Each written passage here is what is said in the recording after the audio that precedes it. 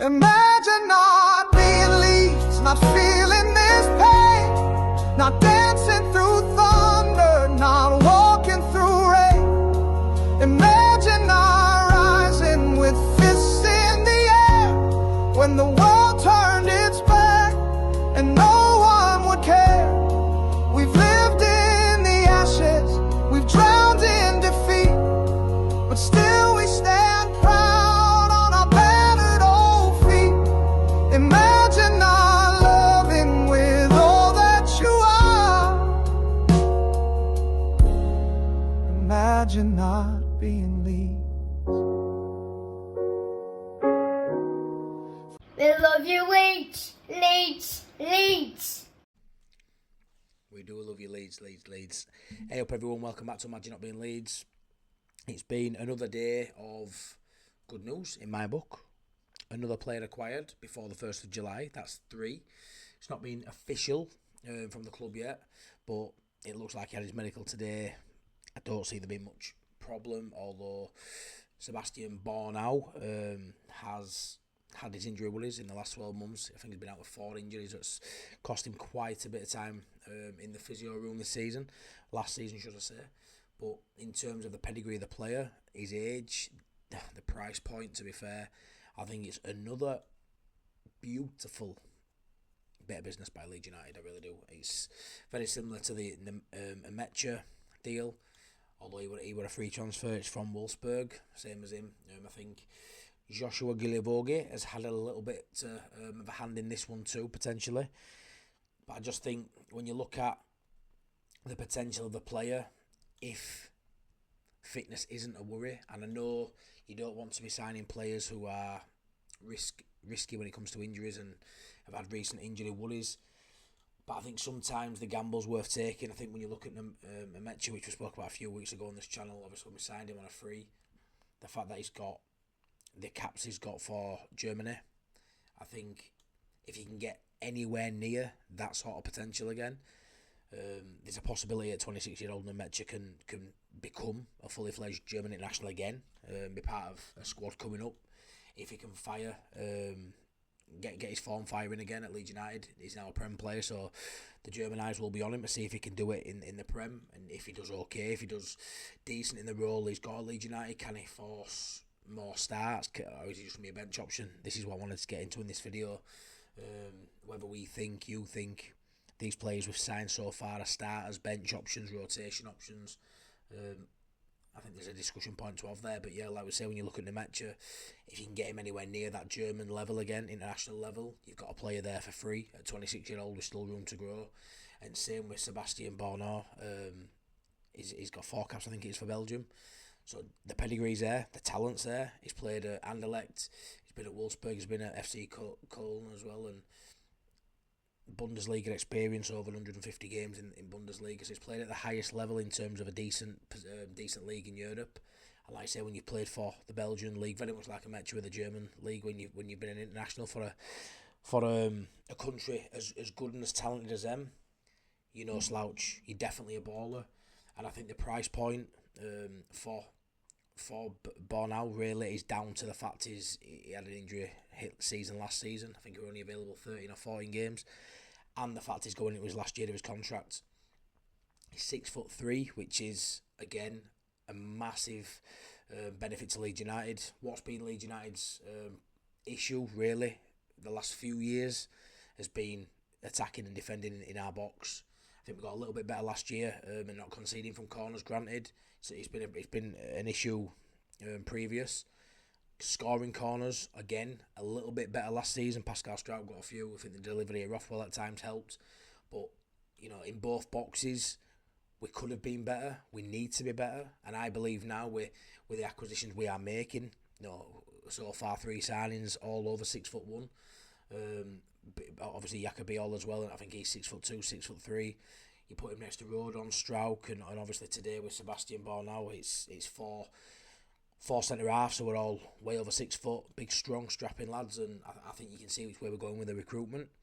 And obviously Nmecha, he's a decent option. He can hold the ball up. He's strong. He's physical. A 6'1", 6'2" player as well up top, who's really good in the air too. So there's definitely a physicality element to our recruitment, which is massive. As a Leeds fan, going to the games, watching them, it's something we lack, is that physicality. We haven't needed it really for the last 2 seasons. We've been able to rely on our individual brilliance, the fact that we've had the best players in the division for the last 2 seasons. We haven't needed to be able to score from set pieces. It's affected in certain games. Maybe it's the reason we didn't go up the first season under Farke, who knows, but in terms of points, we were able to get them just through the talent and the team alone. In the Premier League, we're going to have to win, other ways, and corners and set pieces and free kicks and things like that. When you've got big men to aim for in the box, massive help. And when you've got big men to defend in our box from the same set pieces coming in, regardless of who our goalkeeper is, it's great to have some really, really strong centre-halves in front of him. And we know Rodden's going to start. And now it's, you'd assume it's Jaka Bijol to start with him, but if we can keep Pascal Struijk, what great depth that is. I assume now this is a green light for Max Wöber to move on, probably to the Bundesliga. Borussia Mönchengladbach looks likely to be the destination for Max Wöber. Been there before. They're always rumoured to sort of be in for him. But there has been murmurs as well of Wolfsburg maybe looking at him now, especially with losing Sebastiaan Bornauw. Could we do some sort of deal where, it's rumoured to be about €6 million we're paying for Sebastian, just under £5 million. I think that's what we'd probably be looking at getting for Wöber. I know we paid 10 for him, but he's been at Leeds now, obviously with a loan away, but this is like his 3 seasons now he's been at Leeds, or 2.5 seasons. So I think the PSR, will break even on it, maybe make a little bit of profit when you split that down for his contract. So I think if we can get something so we're paying nothing for Bornauw, I think that works out to be another great acquisition. And when you look at it, worried about his injuries, if he's coming in to replace Max Wöber, who, let's be fair, last season didn't get a sniff, injuries and form of other players didn't help his claim for a start for Leeds United, but he didn't play many minutes. So Max Wöber's not going to be a loss. And obviously Bornauw comes in, he's replacing somebody, a little bit like Nmecha is. He's not coming in as first choice, I wouldn't think, although they'll fancy the chances. I don't think he's coming in as first choice. He won't be expecting to be first choice. Like I say, with Nmecha, he's competing with the likes of Bamford. So if we're comparing his injury record, thinking he's had a few knocks and he hasn't been at it for the last 12 months or so, you're comparing Bamford, who also hasn't played many minutes. So you're looking at these 2 players coming in who may be squad options, potentially, coming in to replace players who haven't been massively impactful or effective for Leeds over the last year or 2 anyway. So I think, is Nmecha an upgrade on Joseph and Bamford? I would say, yeah, 100%. I don't think a fully fledged Bamford or Joseph currently, even if they were on top form, would have 8 caps for Germany against the name. And he got 1 for England, did Paddy. Good lad. Fantastic for those couple of years. But there's an argument to say, was he ever at the level to be getting 7 or 8 caps for a country like England or Germany? I'm not too sure. Nmecha's got plenty more seasons than him if he can find that form. And obviously Bornauw, when you compare him to, the players he's sort of competing with, it's great depth. If you compare him with Max Wöber, again, is he better than Wöber? Time will tell. Wöber's an Austrian international, so he's no mug either, but this guy's played for Belgium, so I don't think it's a great option to bring him in. He's younger than Wöber, he's more mobile than Wöber, he's got that aggression which I do believe Wöber's got. I think Wöber's a very aggressive player. He's really good at winning that ball and moving it on. He's really technically good, gifted as well, Wöber. He can hit a good set piece. He's got a great left foot on him, so we know what Wöber can and can't do. Bornauw he's obviously, time will tell with him, but he looks, everything I've seen and read, as a depth option, if that is indeed what he is, what a great depth option. We've brought 3 players in now, all have international experience. Germany, Belgium, if they are backup options and they've got caps for those sort of countries, we can't really argue with that. Jaka Bijol, Slovenia, 50 odd caps for them. Look where we are now as a club, Premier League club now. These are the sort of options we need to have at the club. When we were in Prem before, under Marcelo especially, we had kids on bench with not international players, they weren't even fully fledged first teamers. And yeah, that improved over the 3-year stint we were in the Prem. But I never really felt with Leeds United like we ever had a bench capable of getting us out of jail when we were struggling in the Prem. I just never felt like I looked at our bench and so don't get me wrong. In those 3 years, we had certain players and personnel, a handful at a time. Maybe where you look at and go, yeah, they're Prem players, they're international players. But I never felt like beyond that 11, we had the depth of a Premier League side, and it takes maybe 2 or 3 years to get there. By year 3, we should have been further along than we were.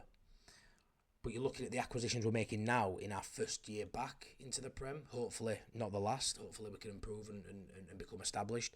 But these are the sort of players you need to bring in. And what I will say is when it comes to, whether they're coming as first choice or depth options, I'm not too sure how you sell that role to a player that's got international experience and still mid-20s, I understand when you go for Gilavogi. I understand you're going to be able to get him in and entice him into a big club like Leeds, huge club like Leeds, in England, going to be at the top of the table, going to be vying for promotion. Regardless of minutes you play, it's going to be a successful season for you.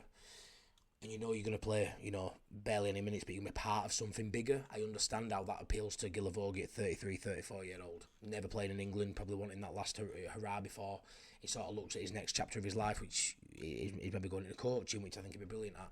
You look at these two players, 26, still, not hit the prime yet, but they've already got international experience and played at top clubs. You look at these and they'll know they've got some work to do to become an established Premier League player, to become a Leeds United player. I'm sure they won't be deluded into thinking they're going to walk into this first team. And as a fan, I don't see how either of them are first teamers. But with the mentality they will have as professional footballers who've played at that level, there's no way will a Sebastiaan Bornauw be looking at a Jaka Bijol and a Rodon thinking, I can't challenge. I don't think he'll start, I don't. But I don't think they're coming in and just going to rest on the laurels and take a paycheck and that's them done. They'll look at the people in front of him. Same with Nmecha. Currently, he's got Bamford, Joseph, and Pirot. Right now, I know we're going to sign another 9. Hopefully, a top draw 9, a big name, a big value player. Hopefully, star signing. But right now, Nmecha, same. He'll be looking at the players in and around him, thinking, I can start against Everton. I can force my way into that starting spot. And that's what we need. We haven't, these players we've signed now that may seem underwhelming because we don't know who they are until we've signed them. Bornauw, he's come out of nowhere. Like that, by the way. Even as a content creator, I quite like how it's come out of nowhere. These are very, very good footballers. Just because we don't know who they are, we don't watch every game around Europe, do we? We don't. We don't know every single player. Lockie and Andrea do, but other than them, us normal human beings don't know every player, don't know every club, every league. I don't watch any football outside England, outside Leeds United. To be fair, I'm not a massive football mogul really. I used to watch every game in Premier League. I sort of fell out of love with sport a little bit, apart from Leeds United. So trying to look at the transfer links of players and stuff, it's not my bag. If Leeds aren't playing, I'm not massively concerned. I'm paying a lot more attention now just because I'm excited about the Premier League. But like the Club World Cup, it doesn't interest me, So when we get linked with a player who's playing, it does take me a little bit more time to sort of get on board with stuff and read a little research more because I don't know much about them at all. But say when this came out this morning from Graham Smith, I did a bit of digging. Instantly, you can just see what Leeds are signing. And we're getting him for a cheap deal because of his injury record last season. But to caveat that, add context to this signing, right? If you're Leeds United and you're looking at the only downsides really are, he's had 4 injuries last season. The previous 4 or 5 years had 1 injury per season. Nothing major, but last season was a bit of an outlier on that. He had a fair few injuries. Missed more than he played. But look what Daniel Farke and Leeds United as a club have done with players we've been worried about their injuries for the last 2 seasons. Sam Byron comes in, plays more football in the last 2 years than he has done for the previous 5 or 6 years, and done really well. And I hope gets another contract. Then you look at Manor Solomon, come to Leeds United really just to regain some sort of fitness, just to sort of stake his claim again to be a Premier League footballer. We hope with Leeds United. Doesn't look like that's going to be the case now. I think he's going to get a chance at Tottenham, and rightly so. Deserves a crack. I think he shone at Leeds United. I'm not surprised the new manager at Tottenham gives him a chance. But you look what Leeds United have done with these players. They've managed them well, and they've managed to get the best out of them with injury fears. So if we're looking at a Nmecha, if we're looking at a Bornauw, thinking, They're probably not coming in as first team starters. They're probably not, if we're honest. So Farke will manage the minutes. But as bench options, brilliant. And if by any chance at all, they end up being more than that, for the value we've got them at, with the potential of being internationals for Belgium and Germany, which they've already been, and they're still at a great age, it's an unbelievable opportunity for these two lads especially, to be a massive part of this season for Leeds United, whether that is off the bench or whether they're forced to start, which would be brilliant as a fan, because if they're forced to start, they've done something right. But this is the sort of backup we need if they ain't going to be in the starting 11, to look at that bench and see players on our bench who are still mid-20s, who have played for Germany, played for Belgium. Not kids, McKinstry, Jack Clark coming on. Not kids who you're hoping can come on and make a difference because it's youth and they're fearless. None of that. Actually, players who are established in decent divisions, top divisions, and have played for the country, who maybe just need to regain that form because of injury worries. Manor Solomon, again, And I know it's a Premier League, and it's tough, but these players have played for the countries, have played at Bundesliga. And we've been prepared to take a gamble on them because financially it's not a big outlay. And the upside of it is it's a great bit of business. And the downside is took a gamble on a couple of players who can plug a gap when needed. It wasn't a massive financial outlay, and it didn't work out. I don't see these as a problem either way, to be fair. If it works out, brilliant, great business. If it doesn't work out and they fizzle out, for the money we've spent on Nmecha and Bornauw, I don't think it's an issue. Jaka Bijol's the one that probably needs to hit the ground running. 15 million quid, which was a snip, to be fair, for the calibre player he is and what we thought we'd pay for him. But for me, the 3 signings we've made, all before the 1st of July, don't get me wrong, I know Sebastiaan Bornauw will roll over till past into the 1st of July and beyond, potentially. So he will go on that side of the PSR split, but we know it's happening now, unless it's some really bad fail at the medical, which I don't foresee. These 3 players, I think, is a brilliant start to our window, regardless of what certain sections of the fan base say. If we bought 3 players, if 2 of them are squad options, brilliant squad options. You can't get away with just a decent 11. Yes, we've got work to do. We need a keeper, we need a left back, we need another midfielder, we need a 10-9, maybe we need another winger as well. Ramazani left fine by me. Maybe he needs backup because I know Jack Harrison isn't wanted by the majority of the fans. There's still a lot of work to do, a lot of work. But let's not throw the baby out with the bathwater, because Leeds are getting potentially stocking that bench up with a bit more strength and a bit more vigor and a bit more talent and experience on that bench. I think great bit of business again by Leeds United, I really do. And like I say, the opportunity to be a threat in set pieces is massive. A big bloke like this, if he's a bench option, you can bring him on when we're trailing with 10 minutes to go and chuck him in that box, and it's just another tall 6'3" defender just to try and get on the end of something. It's making me think Farke's learned his lesson. He knows what he needs to do to stay up this time, and that's adaptation by him, a different tactics for different opponents. Maybe different formations.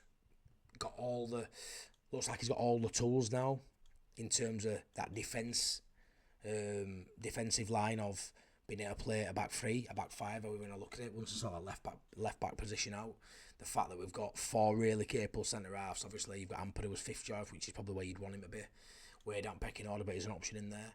But the fact you've got Pascal, Bijol, Bornauw, and obviously Rodon, that's 4 decent centre halves there into 3 positions, 4 into 2, even more depth on bench if needed. I just think you can see we're building through physicality. I would love to get a flair, a fancy on the eye sort of 10, and I want an absolute beast up front as well. I'm hoping to get a physical 6 foot plus beast up top as well to give us something different to Joe Piddle will give us a little bit more cuter, a little bit more of a technical player. I'm hoping we do get a bit of a beast up front. We'll link with better earlier in the season, promise David. I know Mooney's is no slouch either, so I'm hoping we get a physically posing striker just to add to this mix of absolute monsters we seem to be linked with. Douglas Luiz in midfield, he's one I'd love to get over the line. He's an exciting one. All that devastation of losing out on Diarra to Sunderland, which isn't as bad as what I think some people have said. If we were bringing Douglas Luiz, I think that'd squash any fears and worries there that we've lost out to Sunderland with a better player. Because I think Douglas Luiz would be great. Hopefully there's truth in that. But it's exciting. Gudmundsson as well at left back. I'm hoping that's announced this week. He's probably his most likely link that we've been sort of mentioned with. So hopefully that's one that gets done, because that left back spot looks very bare at the minute. And then at least we've got someone in that position, and we definitely need to bring in a couple more options on full backs anyway. We don't know what's happening with Sammy Biden. Obviously the goalkeeper slot, Nick Pope, I'd love him. I think he's going to stay at Newcastle as second choice. Lad from Leon, his name eludes me. Is it Perry? He'd be a great option. I listened to KG earlier. He was waxing lyrical about him, saying he'd be very happy with him as well. So I think it's all going to happen in these next couple of weeks in terms of some of these key positions we've been waiting on and worried about. But Leeds are sorting themselves out. They really are. They're building a squad, a physically imposing squad capable of fighting and scrapping for every point to stay in this division. So I'm really enthused by the 3 signings, albeit probably not all starters, like I've said on this stream, but all got the capability of being starters, which is the key component really to take away from this video. They're all good enough to play in the Premier League. They're all good enough. When you play for Belgium, when you play for Germany, when you play for Slovenia, 50 odd times, and you played in Serie A, obviously we all know Jaka Bijol is a Premier League standard player, but the other 2 sort of get overlooked because you think they're not going to be a starting place for Leeds United, but that doesn't mean they haven't got a role to play. We saw Gilavogi's role, and he played about 80 odd minutes last season. We've seen Sam Byron's role as a bit part player. You know, week after week, he gets involved even though you don't expect him to. 2 years ago when we signed him. Squad players have a massive role to play because it is a squads game. It's not just your 11. You have injuries, you have suspensions, you have drop in form. And I honestly believe the players we are signing, if they are bench and fringe options, are top end fringe and bench options for a newly promoted side. That's the newly promoted side, which is what we are. It's hard to attract players and not promise them football, because who wants to go and not be guaranteed football? But Leeds United won't guarantee anyone minutes. But it'll be common knowledge when you look at Bijol coming in that, you know, Bornauw's going to struggle to start. But we want him to force a start, really, because it means he's doing something right. So yeah, I'm really enthused. I'm expecting a huge couple of weeks coming up from Leeds United. I think there'll be a lot of outs happening in the next 7 to 10 days. I'm expecting, you know, your Geldarts, your Greenwoods. I'm expecting a lot of these players to go out. De Bayo out on loan. We'll see what happens with Mateo Joseph. I think they'll need to clear the decks a little bit, Leeds, before we maybe start making some more serious moves. But yeah, I'm really happy. Let me know in the comment section what you think. If you're happy with the potential signing or the signing that will be coming in the next 24 to 48 hours, I would imagine, in Sebastiaan Bornauw. Are you happy with Nmecha? Are you happy with Jaka Bijol? Are you happy where we are right now currently? Or are we still not where you wanted us to be just going into the 1st of July? But yeah, thank you so much for watching. Please stick a like on the video. Please subscribe if you aren't already subscribed, and take care everyone. Bye bye.